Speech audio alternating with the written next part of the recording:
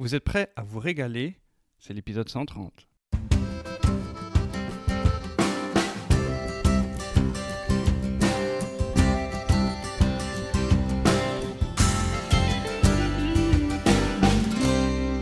Bonjour à toutes et à tous, c'est Marc. Bienvenue dans le podcast dans lequel un formateur d'école hôtelière partage avec vous les astuces de chef professionnel pour mieux cuisiner chez vous.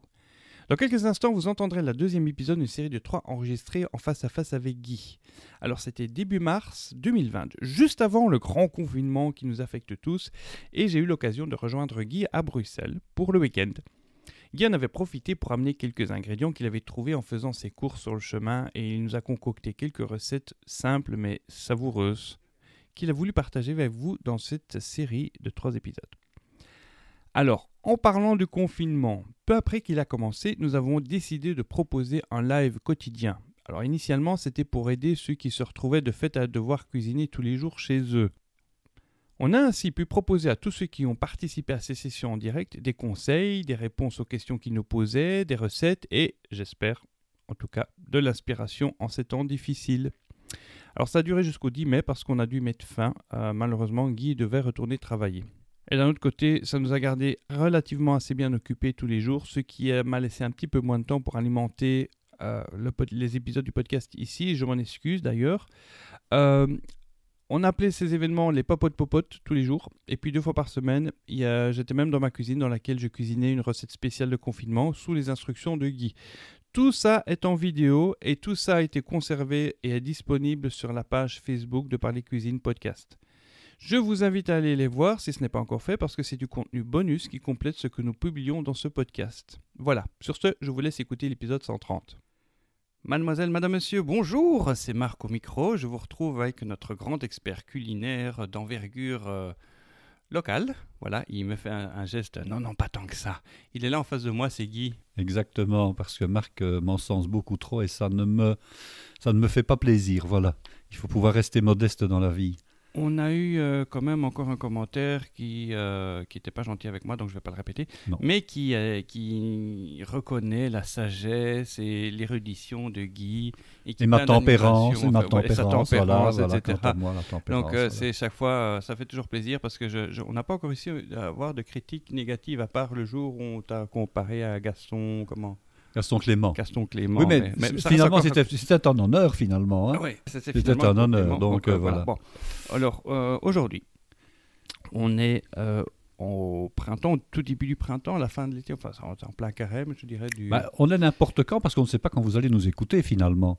Voilà, mais au moment où on enregistre ceci, je me suis rappelé d'une question que ma femme m'a suggérée. Enfin, bon, on a un problème. Bon, on habite dans un pays où on achète la pâte feuilletée fraîche en carré. Elle est déjà roulée sur son papier sulfurisé, donc il n'y a qu'à la sortir, la tempérer, on la déroule et on peut y placer ce qu'on veut dessus. Donc nous, on utilise ça pour faire une quiche.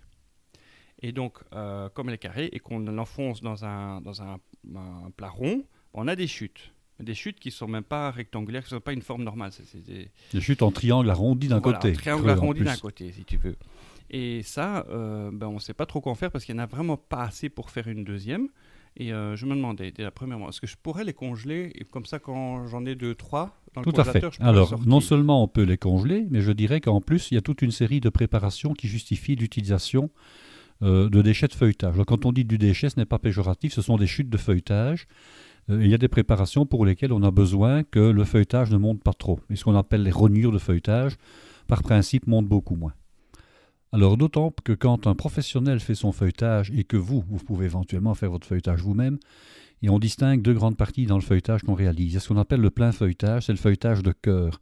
Donc quand on a donné ces tours, 6 tours en 3 par exemple, la partie centrale est utilisée par les professionnels pour réaliser les choses qui doivent monter, par exemple des bouchées à la reine, des vols au vent, des choses comme ça. Et puis vous avez, là où il y a eu les plis, donc les parties latérales du feuilletage, c'est du feuilletage qui va monter, mais qui va monter éventuellement en se déformant d'un côté, vers la gauche, vers la droite, etc. Donc c'est un feuilletage qu'on va utiliser pour des choses où il y a moins de précision, moins de netteté qui sont demandées. Et quand on a rassemblé comme ça ces chutes de feuilletage, je vais vous expliquer comment on doit faire pour les rassembler, eh bien, on a un feuilletage qui se prête particulièrement à réaliser une bande aux pommes ou un tapis feuilleté aux pommes avec une glace au caramel salé et du citron confit et un citron. Et c'est donc ce dont on va parler Donc aujourd'hui. tu vas nous proposer de recycler nos chutes de feuilletage Exactement. dans un dessert aussi succulent que agréable, visuellement voilà. agréable. Et surtout, un dessert que vous pouvez réaliser en mise en place à l'avance, que vous pouvez garder, je dirais, au congélateur après avoir été pré-cuit. Et alors, quand vous voulez vraiment donner comme ça un petit côté festif à des invités qui arrivent au dernier moment, je vais vous sortir un petit dessert aux pommes. Vous sortez vos portions en fonction du nombre que vous êtes. Vous les repassez dans un four bien chaud pendant une dizaine de minutes, de quoi les colorer un tout petit peu et surtout terminer la cuisson. Mais si vous avez cuit le produit, je dirais, au 4/5e, autant dire que ça va être expédié, ça va être à point. Et vous pouvez vous vanter après que c'est vous qui l'avez fait. Hein. Comme maintenant, on est quand même beaucoup dans le do-it-yourself et qu'on est dans le fait par soi. Le fait maison, eh bien, vous allez pouvoir épater vos invités à quelque chose qui est succulent et qui est très simple, finalement.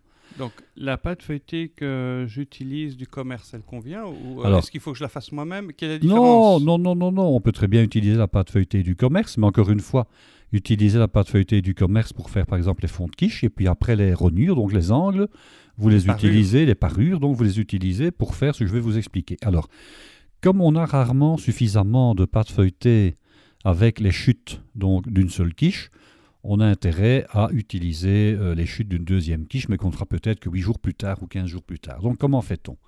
Lorsqu'on doit rassembler des rognures de feuilletage, on ne doit jamais en faire une boule. Ça, c'est une première chose. On ne rassemble jamais en boule. On essaye de les mettre à plat, on les empile, mais pas les empiler tous les uns sur les autres. On essaye en fait de les empiler pour avoir un maximum de 3 épaisseurs. Donc on met les morceaux les uns à côté des autres et puis on bouche entre guillemets les trous avec les morceaux plus petits qu'on récupère. Et on essaye en aucun cas de les comprimer latéralement. Hein, jamais. On les emballe soigneusement, hein, et lorsqu'on veut les réutiliser, on a un deuxième paquet qui ressemble au premier, donc ça vient du congélateur, on les sort du congélateur et on les juxtapose. On ne les empile pas de nouveau, on les juxtapose les uns à côté des autres et puis après on les lamine, donc on les passe au rouleau de manière à faire une nouvelle abaisse de pâte feuilletée en essayant de ne pas triturer, de ne pas décaler les feuillets. Il faut l'abaisser. Est-ce qu'on peut la replier pour l'abaisser à nouveau? Non, justement, il ne faut pas faire ça. Pourquoi? Parce que le but pour le dessert qu'on est en train de faire ici, ce n'est pas d'avoir quelque chose qui gonfle et qui monte trop. C'est d'avoir un support qui soit très légèrement feuilleté, mais sans plus. Donc ce n'est pas en remultipliant les feuillets, en les repliant les uns sur les autres qu'on va y arriver. C'est ça qui fait monter alors? C'est le fait qu'il y ait des feuillets qui soient séparés par de la matière grasse et de l'eau qui fait qu'une pâte feuilletée monte. Hein? Okay. Donc, parce qu'il y a une vaporisation de l'eau, il y a une augmentation du volume. Et en fait, si on regarde bien, une pâte feuilletée, qu'est-ce que c'est? C'est de la farine qui a frit dans du beurre ou dans la matière grasse en cuisant. Hein? Donc, quand on a un plein feuilletage, c'est-à-dire un feuilletage qui monte et qui vous fait quelque chose de 5, 6, 7, 8 cm de haut, c'est parce que tout était dans le bon ordre, les feuillets n'étaient pas abîmés, ils étaient bien horizontaux et ainsi de suite. Lorsqu'on va utiliser des rognures de feuilletage, pour une préparation qui ne doit pas trop monter, ça tombe très bien que ça monte moins. On va même piquer, après avoir abaissé, on va même piquer la baisse de feuilletage, soit avec une fourchette si on a que soit avec un petit rouleau garni de pointe qu'on appelle un pique-vite, hein, de manière justement à empêcher, à modérer la montée. Et quand on veut faire des feuilletages pour les tomes-pousses par exemple, hein, qu'on appelle les glacés, les carrés glacés aussi en Belgique, eh bien on peut parfois même cuire le feuilletage entre deux tôles, entre deux plaques, de manière à ce qu'il ne monte pas trop. Ainsi on contrôle réellement son développement au four. Alors, pour réaliser ce merveilleux dessert, de quoi avons-nous besoin, Guy? Alors, je vais vous donner les proportions pour 4 couverts, mais vous pouvez sans problème multiplier les proportions de manière à avoir de la mise en place. Une fois que vous avez cuit ou pré-cuit vos feuilletés aux pommes, vous les mettez au congélateur après avoir laissé refroidir. Et vous n'avez plus qu'à les réutiliser, vous les emballez avec du papier film soigneusement, vous n'avez plus qu'à les sortir au fur et à mesure de vos besoins et les repasser au four. Alors donc pour 4 couverts, 2 belles pommes à chair ferme. Alors moi je suggère, c'est soit la Granny Schmidt qui a une chair qui reste bien, je dirais ferme après cuisson, soit de la John Gold qui marche bien, mais ne pas utiliser surtout une pomme qui compote. Par exemple, ne pas prendre une belle de Boskop qui va beaucoup trop compoter. Alors, pour mettre comme socle entre vos pommes et votre pâte, soit 4 cuillerées de compote passée. Alors là, bon, j'ai déjà donné la recette de la compote que vous faites vous-même au micro-ondes en vitesse. Vous donnez simplement un petit coup de mixeur dedans, ou bien vous l'écrasez à la fourchette soigneusement, ça reviendra au même. Et si vous préférez un côté un petit peu plus sucré et un petit peu plus varié, vous pouvez prendre également 4 cuillerées de confiture d'abricot passé. Alors, la confiture d'abricot passé, c'est pas compliqué. Vous l'écrasez à la fourchette soigneusement et puis vous la passez éventuellement au tamis, mais ce n'est même pas une obligation. Alors, il vous faudra une abaisse de rognure de feuilletage. Alors, de quelle dimension? Approximativement, 20 cm x 32 sur 3 mm d'épaisseur. Ça, c'est la taille de votre abaisse. Alors, pour après pouvoir lustrer votre bande de feuilletage aux pommes, un petit décilitre de sirop de sucre simple ou éventuellement du sirop de fruits en boîte que vous avez pu garder, que vous avez récupéré. Il ne faut jamais jeter les sirops de fruits en boîte qu'on utilise, même du sirop d'ananas par exemple. Je vous donnerai, comme celui des pêches au thon, et je vous donnerai comme ça aussi prochainement une recette pour utiliser ce genre de choses.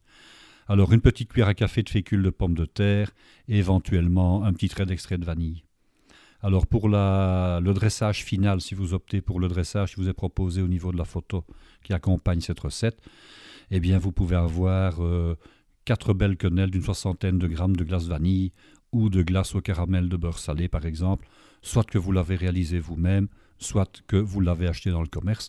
Là, il faut se référer pour les glaces aux recettes que j'ai déjà données antérieurement dans d'autres épisodes. Au tout début de notre podcast. Au tout début de notre podcast. C'est l'épisode 5, 6, 7, 8, 9. Voilà, on a donné quelques recettes de glace vanille maintenant. Qui sont encore d'actualité d'ailleurs. Tout à fait. Vous pouvez également utiliser par exemple du soufflé glacé à la vanille, il n'y a pas de problème, ou un soufflé glacé au caramel de beurre salé, il n'y a pas de problème non plus, ça va très bien marcher. On achète ça dans le commerce. Et on achète ça dans le commerce. Maintenant, bon, un soufflé glacé à la vanille, c'est pas compliqué non plus, mais enfin, bon, c'est pas le sujet d'aujourd'hui.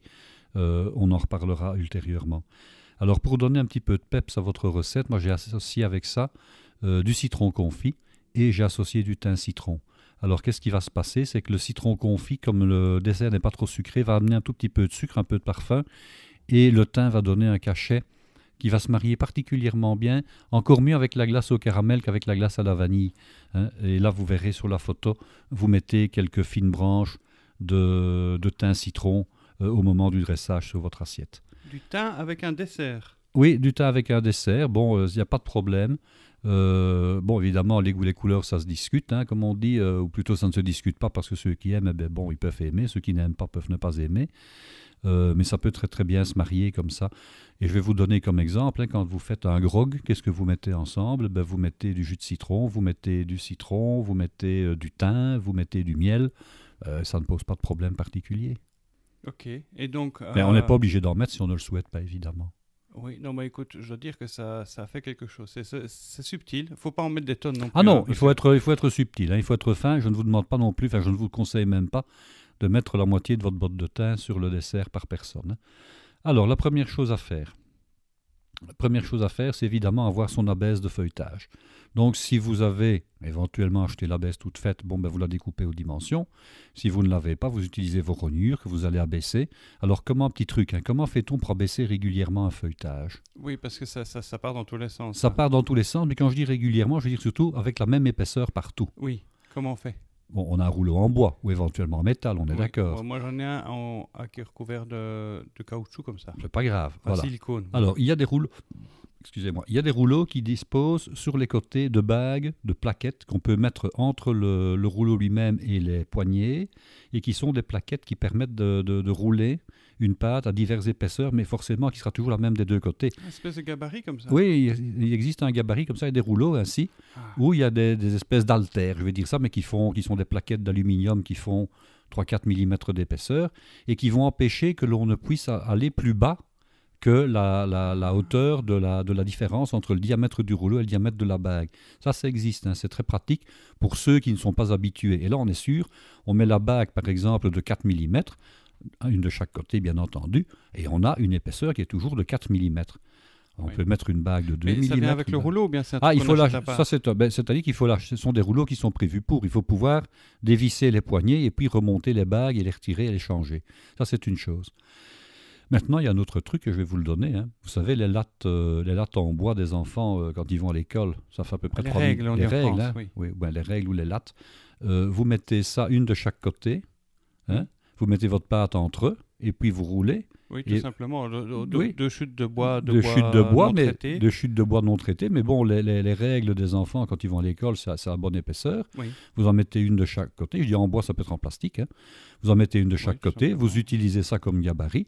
Et en aucun cas, vous ne saurez abaisser votre pâte plus fine que ce que l'épaisseur de la latte ne représente. Oui. Donc ça, c'est génial. Tellement simple que je t'en veux de ne pas y avoir pensé avant. Oui, ben voilà, c'est ça que j'en parle maintenant.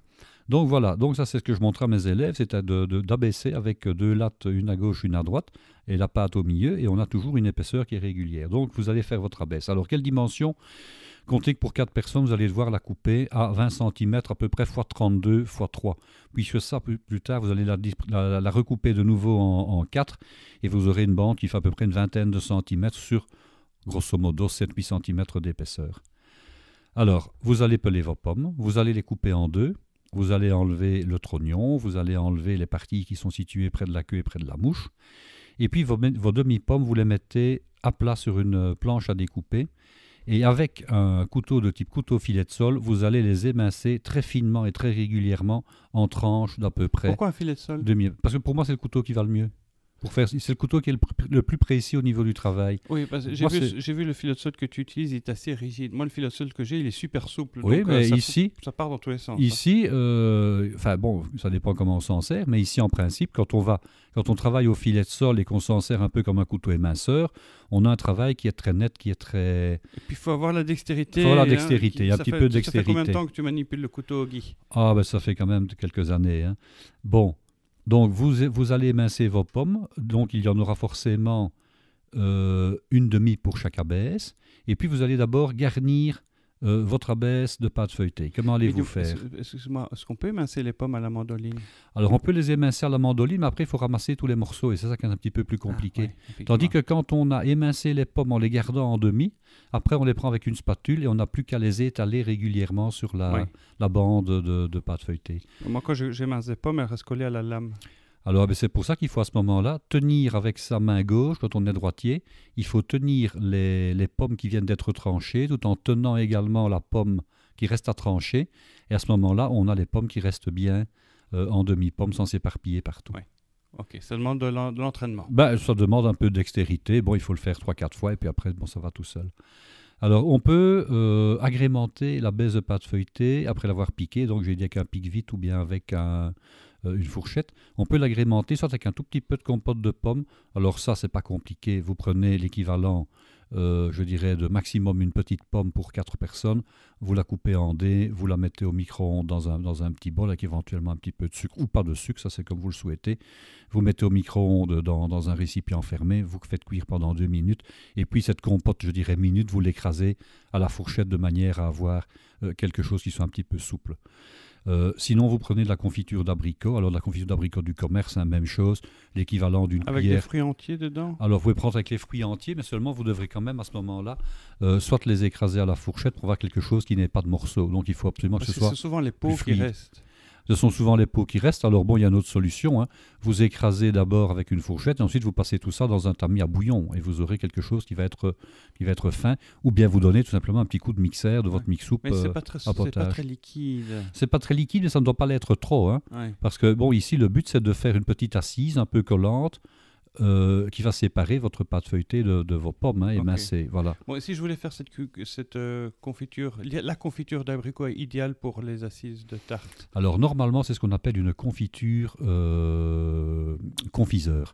Alors comment est-ce qu'on fait une confiture confiseur? On prend, je vais vous donner le poids ici, on va faire une petite règle de 3. Hein. C'est 5 kg d'abricots Pâques. Alors les abricots Pâques, qu'est-ce que c'est? Ce sont des abricots que l'on trouve déjà en conserve mais qui n'ont pas de sirop. Donc le producteur, qu'est-ce qu'il fait? Il met des oreillons, donc des demi-abricots dans une boîte de conserve, il presse à mort, il scelle la boîte et il cuit la boîte de conserve. Les pâtissiers utilisent ça. Hein. Alors vous prenez comme ça. C'est ça dans le commerce? Oui, mais c'est dans le commerce de gros, donc il faut ici ramener les proportions. Hein, et ça ne se trouve pas en petites boîtes non plus. Donc on prend à ce moment-là des abricots surgelés, par exemple. Hein. Donc c'est pour 5 kg d'abricots au départ. On prend 5 kg 500 de sucre et on prend 500 g de glucose cristal. Et on fait cuire le tout ensemble de manière à refaire une confiture. Alors cette confiture est particulièrement riche à la fois en sucre, puisqu'on met plus de 50% de poids de sucre par rapport aux fruits. Et en plus, on ajoute du glucose qui va donner un aspect collant. Alors, une fois que la confiture a cuit et qu'elle est à 103-104 degrés, on la verse toute chaude dans un mixeur à légumes ou dans un passe-vite à légumes. Et alors, on la passe de manière à retenir toutes les peaux, et éventuellement les noyaux, les pépins ou les fragments de pépins qui pourraient rester. Et alors, cette confiture, on la conditionne dans des petites boîtes, genre boîte Tupperware, et on la congèle et puis on la ressort au fur et à mesure. Ça, c'est la confiture abricot confiseur. Et on peut très bien utiliser cette confiture-là pour servir de socle aux pommes, donc, et de servir, je dirais, d'isolant entre la pâte feuilletée et les pommes. Et collant, ouais, ok. Et ça va bien coller. Oui. Alors, une fois que vous avez mis votre confiture, que ce soit confiture d'abricot traditionnelle ou celle dont je viens de vous donner la recette, ou bien votre compote de pommes, je dirais, sans sucre et écrasée, vous étalez vos pommes sur la pâte feuilletée en faisant 4 belles bandes que vous allez pouvoir ensuite prédécouper. Il faut toujours prédécouper avant la cuisson. Et comment tu fais ça, prédécouper? On prédécoupe. Une fois que c'est sur la tôle, vous prenez un couteau de mi-chef, par exemple, et puis vous tracez, ou bien une roulette à pizza, par exemple, à découper les pizzas. On ne coupe pas complètement, en fait. Si, on coupe complètement. On coupe complètement. Et puis après, vous enfournez, four à 180 degrés, pour à peu près 25 minutes de cuisson, à tester. Alors, si vous comptez... Est-ce qu'il faut y faire passer une dorure dessus? Non, il n'y a pas de dorure à faire passer parce que normalement, les pommes vont utiliser toute la surface de la pâte feuilletée. Il n'y aura normalement plus, si vous faites les choses correctement, il n'y aura normalement plus de zone de pâte feuilletée qui sera nue par rapport à la chaleur du four. Parce qu'il y aura toujours au moins soit un peu de compote, soit un petit peu de confiture d'abricot. Okay. Donc vous cuisez à peu près pendant à 180 degrés pendant 20-25 minutes. Alors le degré de cuisson va un petit peu dépendre de ce que vous allez faire. Je m'explique. Si c'est pour utiliser tout de suite, ça va être oui parfaitement. Si par contre vous utilisez vos desserts de manière différée, donc vous souhaitez les surgeler pour après les repasser au four, vous les cuisez à 4/5e, c'est-à-dire que vous n'insistez pas trop sur la coloration. Imaginons maintenant que vous les utilisiez directement. Bon, vous sortez du four, c'est un dessert qui peut se manger chaud, tiède ou froid. Je conseille de le manger au minimum tiède, ça ce serait l'idéal. Chaud, c'est pas mal non plus. Vous prenez votre crème glacée, crème glacée vanille ou bien crème glacée au caramel au beurre salé. Vous faites une belle quenelle. Vous disposez d'abord sur votre assiette, là vous choisissez votre assiette. Elle doit être suffisamment grande pour que les choses ne se battent pas au milieu de l'assiette. Vous disposez votre bande de pommes sur pâte feuilletée sur l'assiette. On peut jouer avec les formes de l'assiette. Une assiette carrée comme sur la photo, c'est un plus éventuel. Vous disposez donc votre bande, votre tapis de pâte feuilletée avec les pommes. Ensuite, vous disposez une quenelle. La quenelle, vous ne la mettez pas au milieu parce que ça ne sera pas esthétique. Vous la mettez toujours un petit peu décalée vers la gauche ou vers la droite. En règle générale, c'est vers la gauche qu'on le met. Pourquoi ? Tu nous fais la quenelle. Oui, je fais la quenelle en glace. Voilà. Celle-là, c'est autorisé. Oui. Alors, vous allez vous rendre compte que la quenelle, elle a tendance à voyager très rapidement. Pourquoi ? Parce que la glace est froide, mais elle est en train, si vous l'avez prise à température moelleuse, elle est en train de fondre. La pâte feuilletée et les pommes sont chaudes.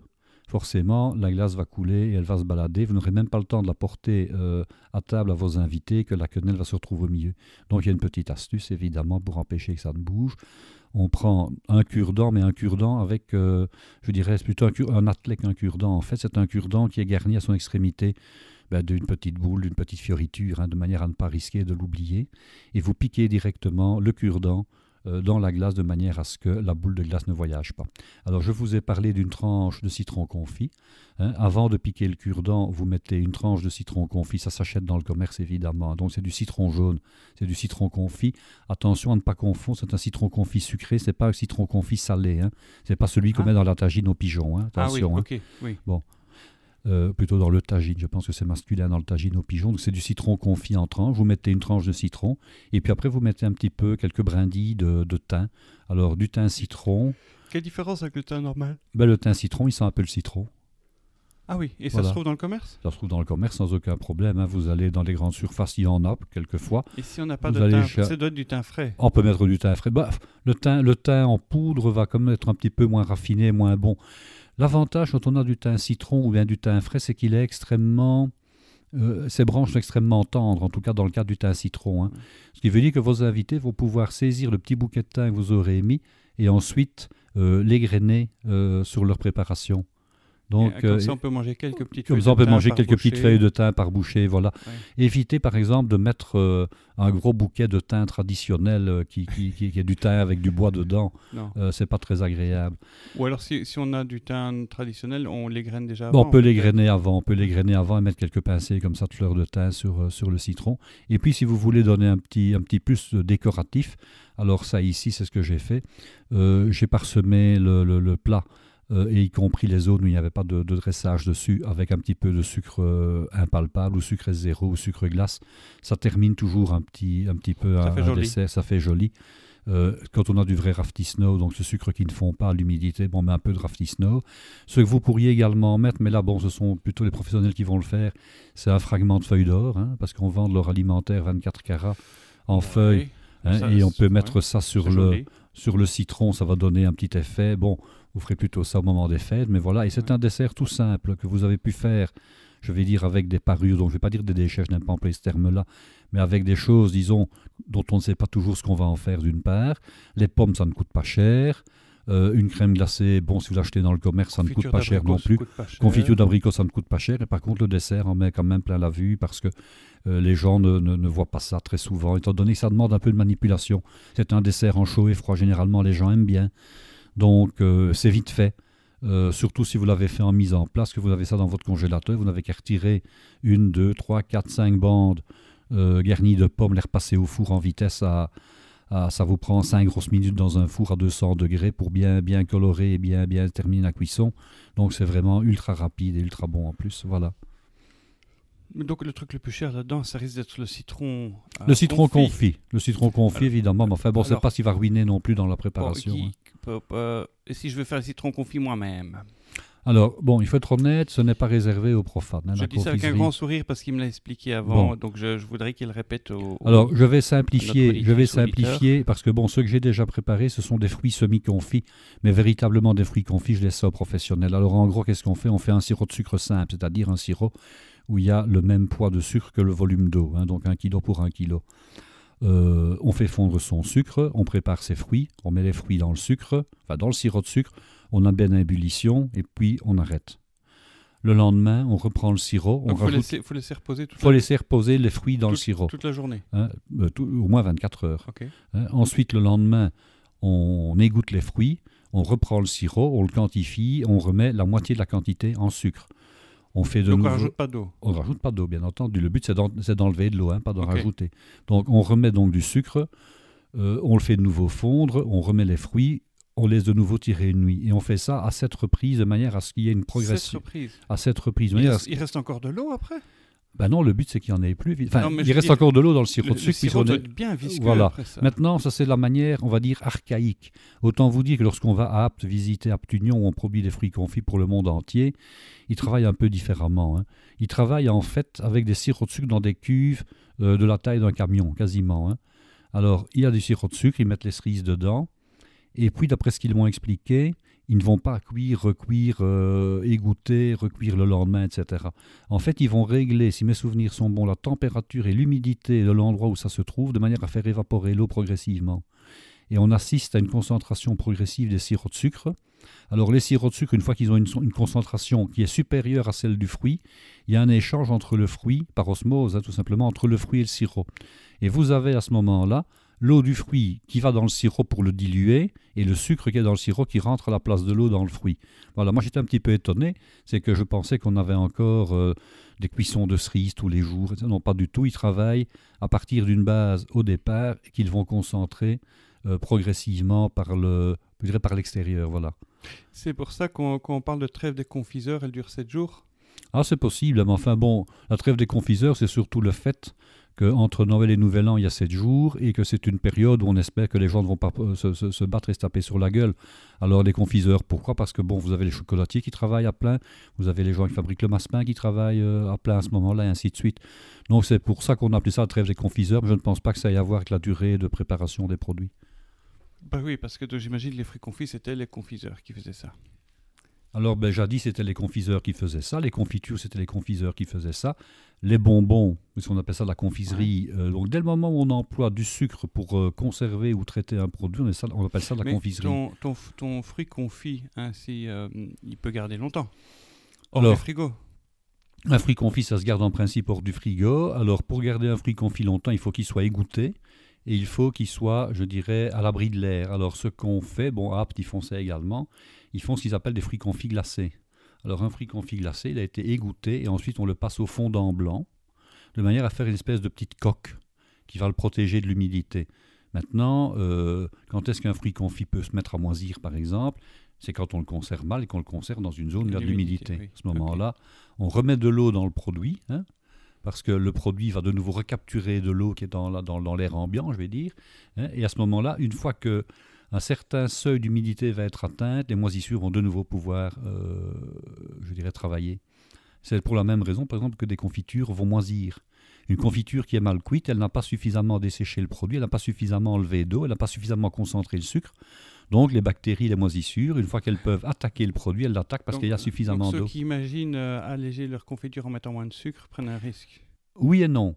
Parce qu'on compense à ce moment-là le fait... Bon, ça s'appelle le pouvoir de l'eau qui se traduit dans les formules par un W. Lorsqu'on met de la pectine, par exemple, on empêche l'accès à l'eau du produit. Donc les bactéries et les microbes n'arrivent plus à trouver l'eau nécessaire pour leur survie. Et c'est comme ça qu'on arrive à diminuer, par exemple, de 50% le taux de sucre dans une confiture allégée. Ok, parce qu'on a mis de la pectine. Parce qu'on a mis de la pectine et que la pectine va donc servir de liant et de barrière. Et ça va aussi empêcher l'eau de la confiture d'être disponible pour les bactéries et les microbes. Dis-moi, les marrons glacés, c'est des marrons confits alors? Ce sont des marrons confits, exactement. Et c'est très dur à faire un peu pareil? Je n'en ai jamais fait, c'est le même processus. On va ébouillanter les marrons, les ouvrir. En principe, on va blanchir. Alors, je me suis déjà laissé dire que les fruits confits en industrie, on les blanchissait d'abord comme première opération. Mais c'est un métier à part. Je veux dire par là que c'est un savoir-faire. C'est un savoir-faire qui est généralement jalousement gardé. Quand on va du côté d'Apt en Provence, qui est vraiment la capitale mondiale du fruit confit, on voit des fruits entiers. On voit des melons, on voit des ananas entiers, on voit des pastèques, enfin bon, des choses. On voit des mangues, on voit des mandarines entières, etc. C'est génial.